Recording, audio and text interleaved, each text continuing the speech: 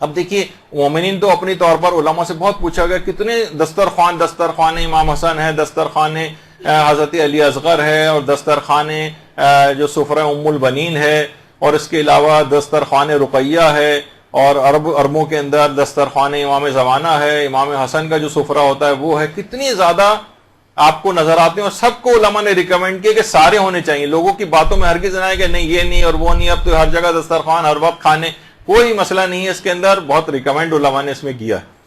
اور علماء خود بھی اس کے اندر بہت آگے ہوتے ہیں، خود بھی اس کی کھلائی میں، پکائی میں، خود اس کو سرو کرنے میں، آپ کتنی زیادہ ان کی اگر آپ دیکھیں علماء کی کہ خود اس کے اندر بڑھ چڑھ کر حصہ لے رہے ہوتے ہیں. ایک ایسی خدمت ہے کہ عالم ہونے کے باوجود بھی وہ کر رہے ہوتے ہیں.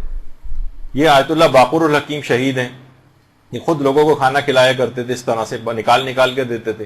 یہ آیت اللہ تقی مدرسی ہیں، خود مرجع تقلید ہیں، مرجع ہونے کے باوجود لوگوں کو چائے پلا رہے ہیں اور لوگوں میں جو ہے کھانا کھلا رہے ہیں، لوگوں میں کھانا تقسیم کر رہے ہیں، کیونکہ اس کی بہت اہمیت ہے.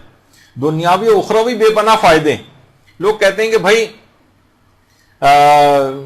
اس کے اندر بہت افراط بہت ہو گئی ہے، بہت زیادہ لوگ کرنے لگے ہیں. آیت اللہ وحید خراسانی بڑا زبردست جملہ کہتے ہیں، فرماتے ہیں عزاداری امام حسین میں تفریط ہی تفریط ہے، افراط نہیں. ہر چیز کمی کی طرف ہے. غم بھی جتنا بھی آپ کر رہے ہیں سب کم ہے، جتنا بھی آہو بکا کر رہے ہیں سب کم ہے، جتنا پیسہ خرچ کر رہے ہیں سب کم ہے. مکمل تفریط ہی تفریط ہے، افراط اس کے اندر ہے ہی نہیں. کمی کی طرف ہر چیز ہے. تو یہ جو کہنا کہ بہت ہو گیا بہت نہیں ہے، کہ ہر چیز کم ہے.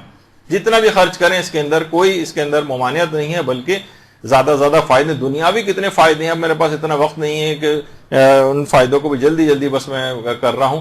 کہ انسان، علماء نے کہا کہ اس کی شخصیت کی معرفت ہوتی ہے. جو کھانا کھلاتا ہے وہ ایک آئسولیشن سے نکل جاتا ہے. اس کے علاوہ معاشرے میں اس کے عزت و وقار میں اضافہ ہوتا ہے.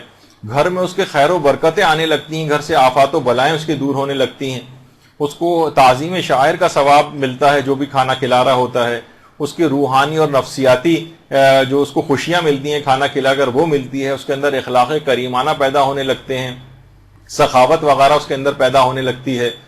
اور اس طرح سے اس کی اولاد کی بھی تربیت ہوتی ہے، باقاعدہ نسلوں میں اس کی ثقافت اسلامی منتقل ہوتی ہے. بچوں کے اندر کتنا زیادہ بچے اس کے اندر اہتمام کرتے نظر آتے ہیں. تو یہ بہت اہم چیز ہے. اس کے علاوہ مومنین کے آپس میں تعلقات بہت زیادہ مضبوط ہوتے ہیں. دیکھیے کتنے ہی رشتہ دار ایسے ہیں جن کی سالوں ملاقات نہیں ہوتی، رنجشیں ہوتی ہیں، مجلسوں میں بلاتے ہیں، کھانے پر بلاتے ہیں، ان کی رنجشیں دور ہو جاتی ہیں. معاشی حالات جو ہے انسان کے بہت جو ہے وہ اس کے اندر بہتری آتی ہے. اگر اس کو بھی انٹروڈیوس کیا جائے کہ عورتیں بہت سارے کام جو گھروں میں کر سکتی ہیں. عام طور پر لوگ کہتے ہیں بزنس کیسے شروع کریں، ہم دکان لیں گے، ٹیکس دینے پڑیں گے، یہ کہاں سے ہوگا.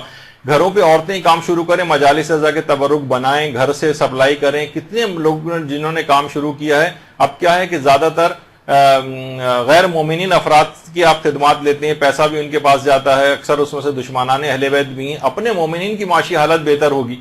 روایات میں بھی ہے کہ اونٹ کے کوہان میں چھری اتنے جلدی اثر نہیں کرتی جتنا رزق ان لوگوں کے لیے آتا ہے جو دوسروں کو کھانا کھلاتے ہیں. رزق میں اس کے بہت برکت ہوتی ہے. اور بہرحال نیکیوں میں مسابقت ہوتی ہے. فاستبقوا الخیرات قرآن کا جو حکم ہے کہ نیکیوں میں ایک دوسرے سبقت لو. اسی بہانے غیر شیعہ افراد بہانے سے قریب آنے لگتے ہیں. اور مال سے جہاد کا بھی ثواب ملتا ہے. اور اخروی لحاظ سے دیکھیں تو حجوں کا ثواب ملتا ہے آپ کو. پیغمبر اسلام نے ایک دفعہ ارشاد فرمائی یہ بات کہ حج مبرور کی جو جزا ہے وہ سوائے جنت کے کچھ نہیں.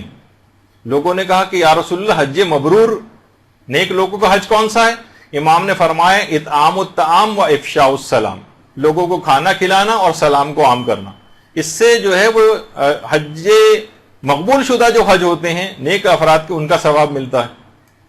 اور روایت میں آیا کہ جو بھی شخص مومن کھانا کھلائے گا اللہ اسے طعام جنت سے سرفراز کرے گا، اس کو نار جہنم سے نجات ملے گی اس کو. اور صرف پانی پلانے سے اس قدر نامہ اعمال بھاری ہوتا ہے کہ 70,000 نیکیاں فقط اس شخص کو جو پانی پلا رہا ہے، سبیل لگا رہا ہے، اس کو حاصل ہوگی. اور اولاد اسماعیل میں سے 10 غلام آزاد کرنے کا ثواب اس کو دیا جائے گا.